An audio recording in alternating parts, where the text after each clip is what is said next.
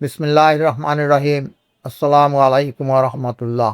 আমি এখন আপনাদের সামনে ডিপথেরিয়া রোগ সম্বন্ধে আলোচনা করতেছি। ডিপথেরিয়া রোগ হওয়ার কারণ কি এবং এর লক্ষণ কি এবং এর প্রতিকার কি? ডিপথেরিয়া রোগ হওয়ার একমাত্র কারণ ডিপথেরিয়া নামের এক প্রকার ভাইরাস এই বীজ থেকেই শিশুদের সাধারণত এই রোগ হয়। শিশুদের 1 থেকে 4 বছর, আবার 13 থেকে 14 বছর বয়সে তাদের এই রোগটা বেশি হয়। সাধারণত এই রোগ ছড়ায় বিড়ালের মাধ্যমে। অনেকের বাড়িতে বিড়াল পালা হয়। বিড়াল এই রোগ বহন করে। এক বাড়ি থেকে যদি আরেক বাড়িতে যায়, সেই বাড়ির শিশুদেরও এই রোগ হইতে পারে। সুতরাং বিড়াল পাললে বিড়াল থেকে একটু সাবধান থাকতে হবে। বিড়ালের মুখের ভিতরে এই বীজাণু সাধারণত থাকে। ডিপথেরিয়া নামক যে বীজাণুটা আছে, এটার মেন নাম হলো ডিপথেরিয়া ব্যাসিলাস। এই বীজাণুটা সাধারণত বিড়ালের লালার ভিতরে থাকে এবং সেখান থেকে অন্যান্যদের এই রোগ হইতে পারে।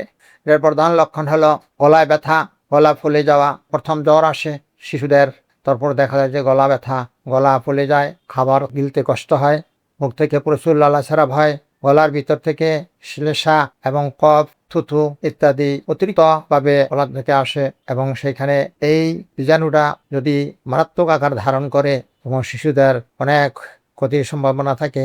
শিশুদের সাধারণত এই রোগ হইলে জ্বর প্রচণ্ড থাকে, আবার দেখা যায় কাশতে কাশতে শেষ পর্যন্ত ফুসফুসে আক্রান্ত করে।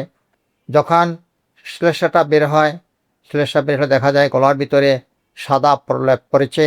এই সাদা প্রলেপ যখন পড়ে তখন এটা মারাত্মক রূপ ধারণ করে। এখান থেকে শেষ পর্যন্ত দেখা যায় যে শ্বাসকষ্ট হয়।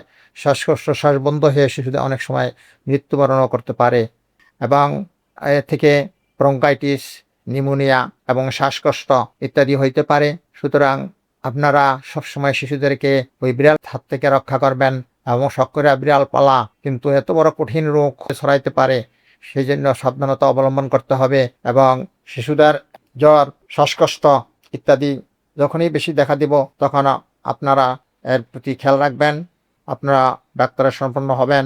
আমি ডিপথেরিয়া রোগীর বিড়াল পালতো, ওই বিড়াল থেকে তার এই ডিপথেরিয়া রোগ হয়েছে, কিন্তু তারা বুঝতেই পারে না যে বিড়ালের মুখ থেকে লালা পড়ে, বিড়ালে হাসি দেয়, কাশি দেয়, এরকম অবস্থা বিড়ালের। সেখান থেকে এই রোগ উৎপত্তি। সুতরাং বিড়াল থেকে সাবধান থাকাটাই সবচেয়ে বড়।